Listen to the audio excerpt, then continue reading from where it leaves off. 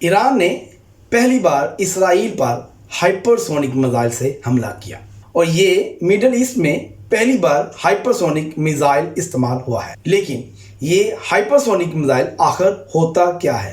باقی میزائلوں سے کتنا الگ ہوتا ہے؟ ابھی تک دنیا میں 3 میزائل کی اقسام ہیں۔ نمبر 1 پہ آتا ہے کروز میزائل، اور نمبر 2 پہ آتا ہے بیلسٹک میزائل، اور نمبر 3 پہ ہائپرسونک میزائل آتا ہے۔ اور سب سے پہلے کروز میزائل، جس کی سپیڈ 0.8 میگ ہے، یعنی 800 سے 1000 کلومیٹر فی گھنٹہ کی رفتار سے یہ سفر کرتا ہے۔ یہ زمین کے قریب اڑتا ہے اور اس میں لوکیشن سیٹ کی جاتی ہے۔ دشمن کو دیر سے نظر آتا ہے، جیسے پاکستان کا بابر کروز میزائل ہے۔ اس کے بعد بیلسٹک میزائل آتا ہے۔ اس کی سپیڈ 512 میگ ہوتی ہے، یعنی 6000 سے 15000 کلومیٹر کی رفتار سے یہ سفر کرتا ہے۔ یہ خلا میں جا کر بلند ہوتا ہے اور پھر اوپر سے نیچے گرتا ہے۔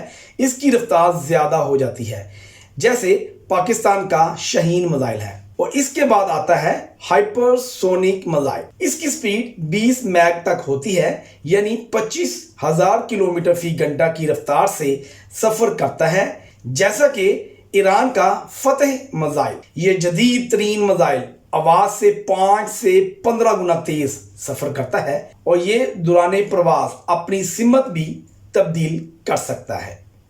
اس کو روکنا تقریباً ناممکن ہوتا ہے۔ نصر من اللہ فتح قریب۔